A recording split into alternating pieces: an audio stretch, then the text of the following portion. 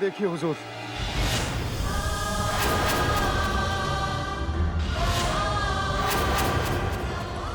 यानी शत्रु के गुप्तचर ने बहरूपिया बनकर सबको चकमा दे ही दिया।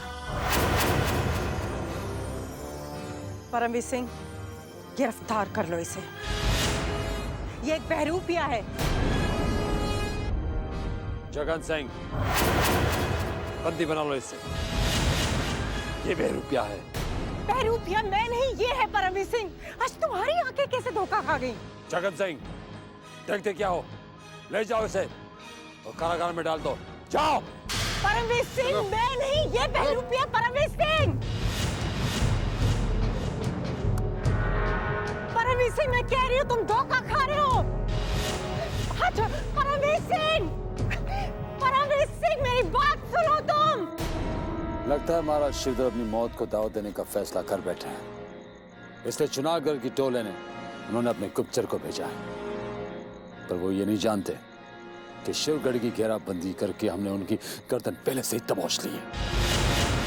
पर ये राज आप किसी को नहीं कहना। बिल्कुल, आपकी जबान से निकला हर शब्द मेरे दिल में काले राज की तरह हमेशा के लिए दफन हो गया। परमवीर सिंह, वैसे महाराज शिवदत्त के विरुद्ध हमारी और कौन कौन सी योजनाएं हैं? अगर महाराज शिवदत्त युद्ध करने की भूल कर बैठे तो उनका सर कुचल दिया जाएगा और उनका आखिरी किला शिवगढ़ उसे भी छीन लिया जाएगा। वाह, परमवीर सिंह को चकमा देना कितना आसान था। चुनारगढ़ के सारे राज पंडित जगन्नाथ को मैं आसानी से दे सकता हूँ।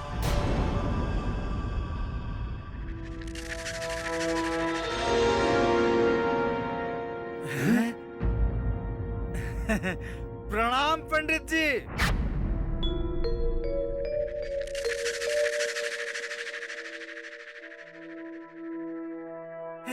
बड़ी लंबी उम्र है आपकी। अभी अभी आप ही को याद कर रहा था। क्रूर सिंह और गिरगिट दोनों में जरा भी फर्क नहीं है। हमें फिर से शिवगढ़ में देखकर इसके सीने में सांप लौट रहे हैं, लेकिन दिखा ऐसे रहा है जैसे पता नहीं कितना होश है। सत्य कह रहा हूँ, धन्य भाग्य हमारे कि आप यहाँ पधारे। आपके चरण महल में पड़ते ही मेरी सारी चिंताएं समाप्त हो गई हैं। अब आपकी रमल की चालों द्वारा हमें ग्रहों और नक्षत्रों की दशा और दिशा दोनों पता चल जाएंगी।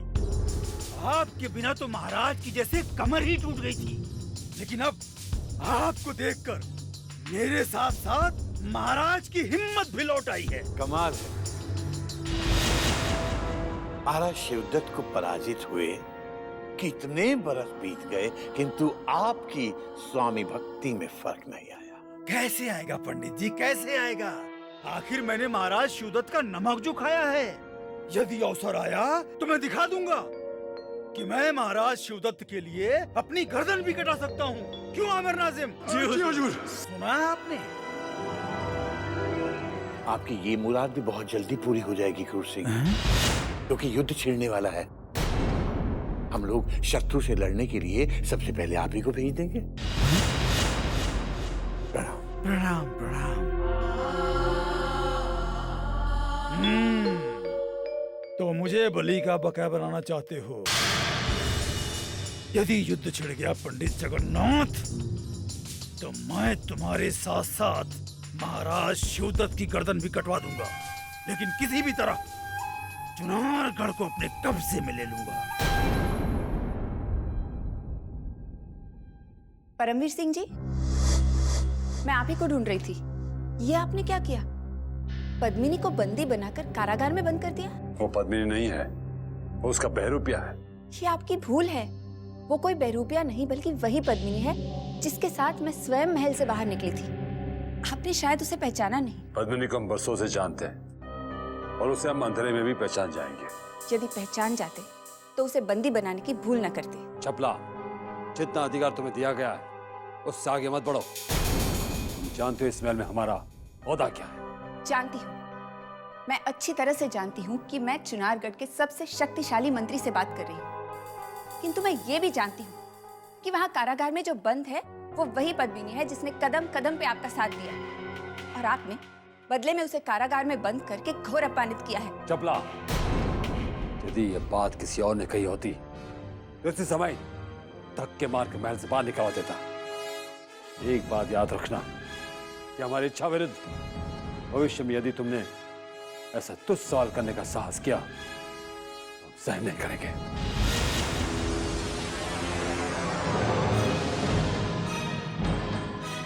रणवीर सिंह को कुछ भी समझाना अब व्यर्थ है। पता नहीं कारागार में बंद पद्मिनी का क्या हश्र होगा।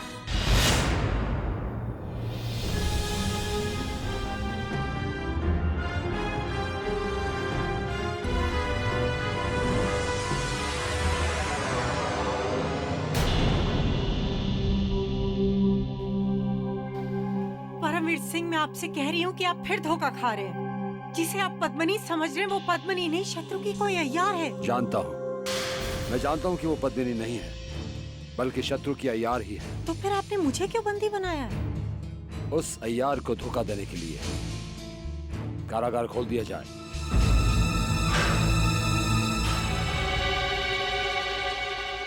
मैं कुछ समझी नहीं। उस शत्रु के अय्यार को चकमा देने के लिए हमें आपको बंदी बनाने का नाटक करना पड़ा। उस बहरूपिये को हमने ये कहकर उलझा दिया कि हमारी सेना शिवगढ़ की सीमा को चारों तरफ से घेरे हुए है, और जैसे ये खबर वहां पहुंचेगी शिवगढ़ में कोहराम मच जाएगा। और शत्रु कोई भी वार करने से पहले 100 बार जरूर सोचेगा। वो बहरूपिया इस वक्त कहाँ है? वो चुनारगढ़ के बाहर निकल चुका है, और वो बहरूपिया और कोई नहीं बल्कि शिवगढ़ में बैठे पंडित जगन्नाथ का एक शातिर अय्यार खुदा बख्श है। और वो खुदा बख्श पंडित जगन्नाथ के सामने उतना ही मुंह खोलेगा जितना कि हम चाहते हैं। शिवगढ़ की सरहद पर मौत खड़ी है पंडित जी। महाराजा वीरेंद्र सिंह की सेना ने शिवगढ़ की सरहद को चारों तरफ से घेर रखा है। जंग कभी भी छिड़ सकती है। महाराज वीरेंद्र सिंह के एक इशारे पर उनकी सेना फौरन शिवगढ़ पर आक्रमण कर सकती है। पंडित जी, मेरा संदेश सही निकला। यदि इस समय महाराज शिवदत्त ने चुनारगढ़ पर आक्रमण कर दिया होता तो एक बार फिर उन्हें पराजय का सामना करना पड़ता।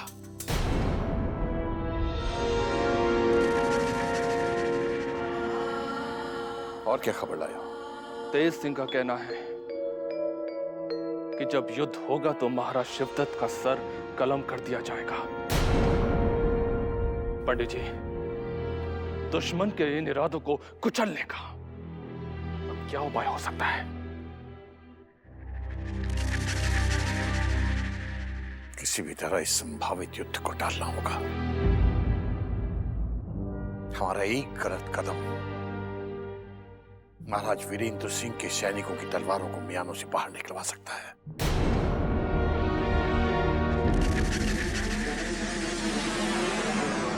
वक्त की नजाकत को देखते हुए महाराज शिवदत्त को मौन रहकर कूटनीति पर विचार करना होगा, क्योंकि शक्ति की तराजू में तो महाराज वीरेंद्र सिंह का पलड़ा हमसे कहीं ज्यादा भारी है। पंडित जगन्नाथ के अय्यार हमारे महल में? ये तो बहुत बुरा समाचार है। किंतु इससे अधिक चिंता की ये बात है कि आपने शत्रु के अय्यारों को जीवित वापस लौटने दिया। परमवीर सिंह, आखिर ये भूल आपसे हुई कैसे? रानी साहिबा, जिसे आप भूल समझ रही हैं, वो कूटनीति की एक चाल थी। ये कैसी कूटनीति जो कि हाथ आए शत्रु को इतनी आसानी से जीवित अपने राज्य जाने दे? शत्रु शिवदत्त की हिम्मत तोड़ने के लिए हमें उन तक एक संदेश पहुंचाना था, जिसके खातिर उनके अय्यारों को जीवित छोड़ना बहुत जरूरी था। रानी साहिबा, अब हमारा संदेश मिलते ही शत्रु शिवदत्त हमसे युद्ध करने का साहस नहीं करेगा। ये तो आपने बड़ी बुद्धिमानी का कार्य किया परमवीर सिंह। आपकी इस कूटनीति के प्रयोग से समस्त राज्यों में शांति छा जाएगी। हम चाहते हैं कि अब भविष्य में कभी भी युद्ध ना हो। हम नहीं मानते कि महाराज शिवदत्त कभी भी शांति स्वीकारेंगे। जब तक वो जीवित हैं, तब तक केवल अशांति का ही राज रहेगा। हमें उस दुष्ट अय्यार का सर काट के शिवगढ़ के महाराज को तोहफे में भेज देना चाहिए था, ताकि फिर कभी किसी अय्यार की चुनारगढ़ की सीमा में घुसने की हिम्मत नहीं होती। महाराज, अगर शत्रु का अय्यार मार दिया गया होता तो हम में और महाराज शिवदत्त में क्या फर्क रह जाता? चुनारगढ़ के महायुद्ध में जब हमने खून की बहती नदियां देखी थीं, तभी हमने अपनी कुलदेवी के सामने यह प्रण ले लिया था कि अब हम किसी भी व्यक्ति का रक्त नहीं बहाएंगे। तो अगर शत्रु ने अचानक हमारी प्रजा पे हमला कर दिया, तो भी क्या आप अपना प्रण नहीं तोड़ेंगे? प्रजा के हित के लिए हम अपने प्राणों की आहुति भी दे देंगे रानी चंद्रकांता, किंतु चुनारगढ़ के किसी भी व्यक्ति का एक बूंद भी रक्त बहा तो मां काली की सौगंध, हम शिवगढ़ के महल को रक्त की झील में डुबा देंगे। क्या शत्रु वीरेंद्र सिंह की गुप्त सेना ने हमारे राज्य की सीमाओं को घेर लिया और हमें इस बात का पता भी नहीं चल पाया? जी महाराज। क्या हमारे गुप्तचरों की बुद्धि को लकवा मार गया है पंडित जगन्नाथ, कि उन्हें हमारे घिर जाने का पता भी नहीं चल पाया? ये तो अच्छा हुआ महाराज कि समय रहते मैंने अपने 2 अय्यारों को चुनावगढ़ का भेद लेने के लिए भेज दिया था। इसमें अगर जरा भी देर हो जाती तो अनर्थ हो जाता और हमें पता भी नहीं चलता कि उन्होंने हमारे राज्य को अपनी कुंडली में लपेट लिया है। शत्रु की कुंडली को काटने का अब समय आ गया है पंडित जगन्नाथ। हमारी समस्त सेना के सामने डंका पिटवा दिया जाए, वे युद्ध के लिए तैयार हो जाएं। क्षमा कीजिए महाराज, युद्ध के लिए भी समय अनुकूल नहीं है। हम समय से नहीं, बल्कि समय महाराज शिवदत्त के अनुसार चलेगा। शत्रु के घेरे में हम चैन से नहीं रह सकते पंडित जगन्नाथ। हमें तत्काल अपनी रणनीति बदलनी होगी। मैं समझा नहीं महाराज। क्षमा चाहता हूं पंडित जगन्नाथ, परंतु अभी तक आपकी कूटनीति की तलवार में वो धार नहीं आ सकी है जो तत्काल शत्रु वीरेंद्र सिंह की गर्दन काट सके। अब हमें तो ऐसी नीति अपनानी पड़ेगी जो नाग की तरह कुंडल मारे वीरेंद्र सिंह का सर कुचल सके। और इस कार्य के लिए हमें बद्रीनाथ चाहिए।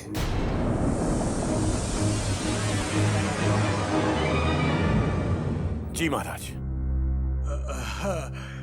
पंडित जी, क्या सचमुच युद्ध का समय आ गया है? तूफान से पहले की शांति से तो कुछ ऐसा ही आवाज होता है।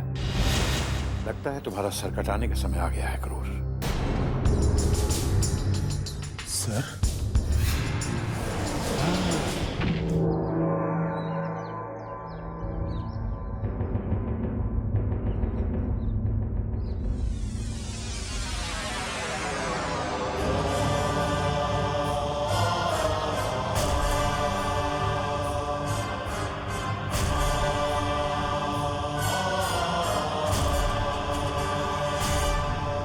पंडित जी प्रणाम। प्रणाम। आपने मुझे याद किया? हाँ, ये बताओ कि इस वक्त बद्रीनाथ कहाँ होंगे? महाबली बद्रीनाथ को हमारे गुप्तचरों ने आखिरी बार मैनपुरी के जंगलों में देखा था। ये बात उन्हें किसी ने नहीं देखा। बद्रीनाथ का पता लगना बहुत जरूरी है। महाराज शिवदत्त ने उन्हें फौरन याद किया है। जाओ, मैनपुरी का सारा जंगल छान मारो और जहां भी बद्री मिले उन्हें महाराज का ये संदेश पहुंचा दो।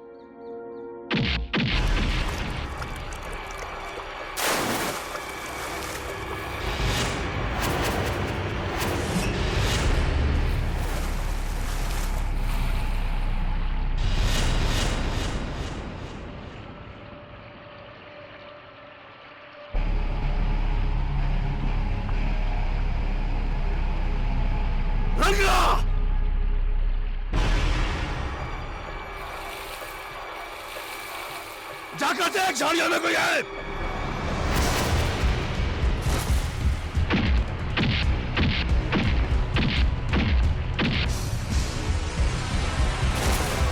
कौन है सामने? आता क्यों नहीं?